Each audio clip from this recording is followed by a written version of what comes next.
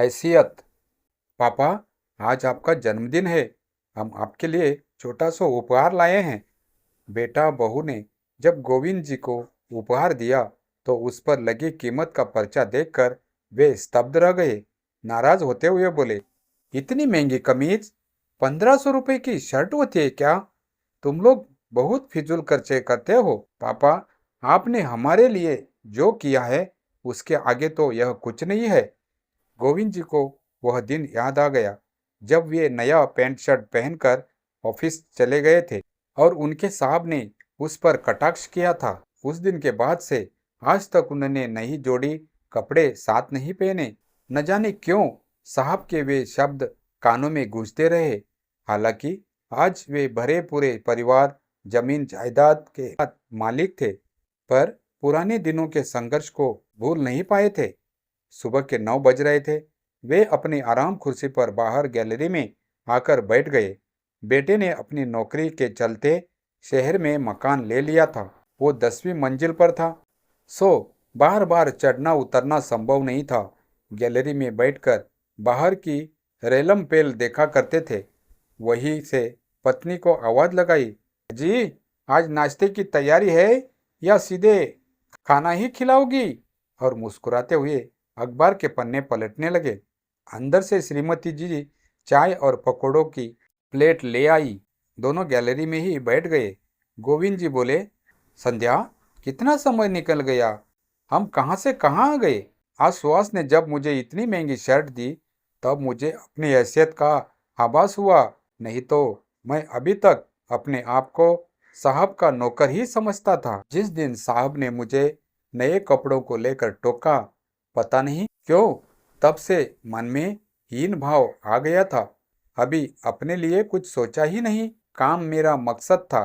मुझे आज भी याद है मेरा बचपन। गांव से 10 मील दूर स्कूल, बारिश हो, गर्मी या कड़कड़ाती ठंड, चले जाते थे। पढ़ाई का जुनून था मन में। स्कूल 10वीं तक ही था, फिर आगे की पढ़ाई के लिए शहर जाना था। शहर जाने वाले दिन अम्मा दिन भर रसोई से बाहर नहीं निकली। मेरे लिए न जाने क्या क्या बनाती रही। बाबूजी भी दिन भर चौपाल पर ही बैठे रहे। घर में उदासी छा गई थी, पर मुझे तो जाना था शहर। अम्मा बाबू आए थे बरगद तक छोड़ने, पर बोले कुछ नहीं। उनका मुख आशीर्वाद था मेरे साथ। आंखें बोल रही थी, मेरी और उनकी भी। बस मैं बैठकर शहर आ गया। गांव के कुछ और बच्चे शहर में रहकर पढ़ रहे थे। उनकी मदद से शहर के कॉलेज में दाखिला ले लिया और अपने सपने को साकार करने में लग गया। पराये शहर और ग्रामीण भाषा का संयोजन बड़ी मुश्किल से हो पा रहा था। बहुत परेशानी और झिझक का सामना होता था। फिर धीरे धीरे सब सामान्य हुआ। कभी कभी माँ बाबू की बहुत याद आती थी, पर घर जाने के पैसे नहीं होते थे। बाबू आने जाने वाले के हाथ कुछ पैसे भिजवाते थे, उन्हें ही गिन गिन कर खर्च करता था। वह भी कहाँ से भिजवाते, कहाँ से लाते? माँ के दिए पीतल के ग्लास को सिरहाने रख कर सोता था, जो माँ की कमी पूरी करता था। धीरे धीरे इसी तरह समय बीतता गया और मेरी पढ़ाई भी पूरी हुई। उस दिन मेरी खुशी का ठिकाना नहीं था जब मुझे पहली कोशिश में ही नौकरी मिल गई थी। घर में उत्सव का माहौल था। अम्मा बाबू तो पागल हुए जा रहे थे। इतने दिनों बाद मैं घर आ रहा था। दोनों बरगद के नीचे सुबह से आकर बैठ गए थे। जैसे ही मैं बस से उतरा, दोनों के आंसुओं ने मेरा स्वागत किया था। उस दिन अम्मा ने कितना खाना बनाया था, मैंने भी जमकर खाया। कितने दिनों बाद घर का खाना मिला था। रात को अम्मा के पास ही सोया और रात भर उनके हाथों को अपने ऊपर सहलाते हुए महसूस किया। बहुत बार कोशिश की कि नौकरी के बारे में बता दूं, पर हिम्मत ही नहीं हो रही थी। सुबह बाबूजी को बताया और समझाया। थोड़ी ना नुक्कर के बाद वे मान गए, पर अम्मा को बताने की हिम्मत नहीं हो रही थी। शाम तक हिम्मत कर बोल ही दिया, अम्मा, मेरी नौकरी लग गई है, मुझे बड़े शहर जाना पड़ेगा। अम्मा थोड़ी देर चुप रही, फिर बोली, तुम, हम दो ही है, कुआं में पटक आओ, फिर चरे जाइए जीते जानो है। पहले पढ़न जाए फिर नौकरी करन जाए। तुम्हारू मन नहीं लगे थे। अब जहाँ का खान के नहीं मिले तुम्हें जो शहर जाए रहे हो। बाबूजी सब सुन रहे थे। धीरे से बोले, जाने दो गोई, जिते जानो है करन दे नौकरी, बाकी उम्र है करन की। हमें दिन निकर गए, बाहे तो निकरन दे बाहर। जा मोड़ा, सामान बांध ले और कुछ चाहिए हो तो बता दियो। और वह उसी चौपाल पर जाकर बैठ गए और अम्मा भी रसोई के धुएं में अपने आंसू छुपाने लगी। सुबह सब तैयारी कर अम्मा बाबू ने उसी बरगद से मुख विदाई दी। बस में सामान लादे मैं अपने नए सफर पर निकल पड़ा। मेरी पहली पोस्टिंग अलीराजपुर के पास एक गांव में थी। वहां पहुंचते पहुंचते रात हो गई। पूरा बस स्टैंड सुना पड़ा था। सामान उतारने गया तो बिस्तर का बंडल नहीं मिला। ड्राइवर से पूछा तो बोला, हमें क्या पता, गिर गया होगा कहीं। उस समय मेरी उम्र महज 21 साल थी। डर के मारे बचे सामान को बटोरकर वहीं बेंच पर सो गया। इतनी ठंड थी कि सूटकेस के सारे कपड़े पहन लिए, फिर भी कपकपाते हुए रात निकाली। सुबह ऑफिस का पता पूछकर पहुंच गया और ज्वाइनिंग लेटर साहब की टेबल पर रख दिया। मेरी वेशभूषा और इस हरकत से बड़े साहब नाराज हो गए और चिल्लाते हुए बोले, यह कौन है और बिना पूछे अंदर कैसे आ गया। फिर ज्वाइनिंग लेटर देखकर थोड़ा शांत हुए और बोले, इतना पढ़े लिखे हो पर तहजीब सीखे नहीं, जाओ थोड़ी देर से आना। इस घटनाक्रम से मैं बहुत सहम गया था। एक बाबू बोला, तुमने आते ही बड़े साहब को नाराज कर दिया, अब पता नहीं क्या होगा। थोड़ी देर बाद साहब ने बुलाया और कहा, कल से ज्वाइन कर लेना और अपनी वेशभूषा सुधार कर आना।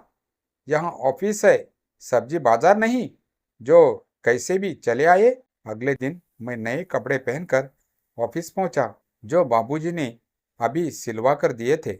बड़ा खुश था मैं। ऑफिस का पहला दिन और नए कपड़े। सीधा साहब के कमरे में पहुंचा।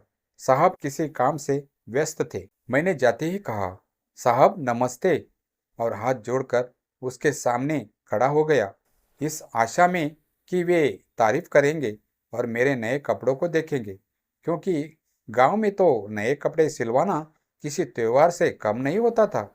नए कपड़े लगभग महीने भर तक नए रहते। जो देखता वह पूछता, नए सिलवाए हैं, बड़ा अच्छा लगता है। साहब ने मेरी ओर देखा और खींच कर बोले, देखो इन्हें, चले आए हैं नई पंची, नए कपड़े दिखा रहे हैं हमें, सूट बूट पहन कर आए हैं ऑफिस, मेरे शादी में आए हो क्या। मेरा सारा उत्साह खत्म हो गया। वे नए कपड़े शरीर पर कांटों से चुभ रहे थे। वह दिन था और आज का दिन। कभी नए कपड़े एक साथ नहीं पहने। शर्ट पुराना हो जाता, फिर पैंट पहनता। ऑफिस में साहब का दबदबा था। सब डरते थे। साथ वालों ने कई बार कहा, नए हो, तबलदा करवा लो। पर मैं भी धुन पक्का था। अपने काम से सबका दिल जीत लिया। मेरे सामने साहब रिटायर्ड हुए तो नए कपड़े और ढेर सारा आशीर्वाद देकर बोले, बेटा इसी तरह लगन से काम करना, हमेशा आगे रहोगे। गोविंद जी अपनी पुरानी यादों में खोए अपनी पत्नी को पुराने दिनों के संघर्ष की यादें सुना रहे थे। संध्या बोली, अब उन यादों से बाहर आ जाओ और चाय पियो, ठंडी हो रही है। सुहास और बहू आते होंगे। आज वे लोग तुम्हारा जन्मदिन मनाने वाले हैं, तैयारी करनी है। गोविंद जी ने घड़ी देखी, बहुत समय हो गया था। वे उठकर बाथरूम में चले गए और तैयार होकर गैलरी में आ गए। आज उन्हें अपना पुराना वक्त बहुत याद आ रहा था। आज वे 65 साल के हो गए थे। रिटायर्ड होने के बाद बेटे के पास आ गए। बेटा बहू दोनों नौकरी करते थे। वे और उनकी पत्नी दिन भर अकेले रहते थे। बेटा बहुत ध्यान रखता था, हर तरह की संपन्नता थी, पर आज वे अपने अतीत को पता नहीं क्यों भूल नहीं पा रहे थे। उन्हें याद आ रहा था कैसे उन्होंने शुरुआती दिनों में नौकरी की। साहब उन्हें गांव में सर्वे करने भेजे थे, जहां न आने जाने की सुविधा होती। और न रुकने की।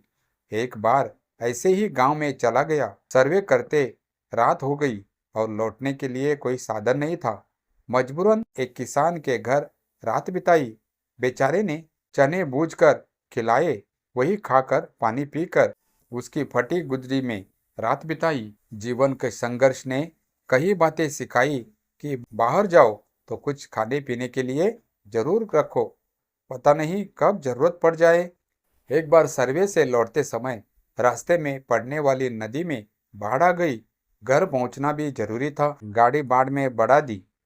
आधी नदी पार हुई कि तेज बहाव में गाड़ी बह गई।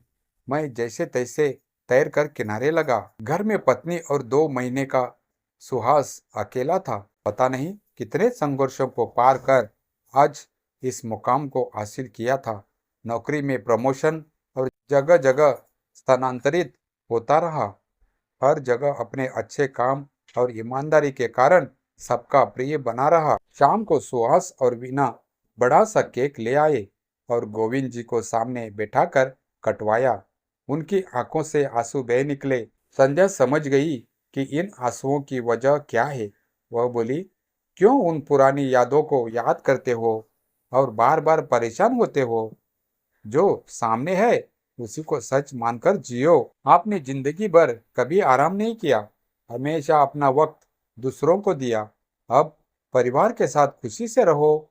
गोविंद जी बोले, यह याद ही असली भट्टी है जिसमें जीवन भर जला और तप तप के सोना हो गया।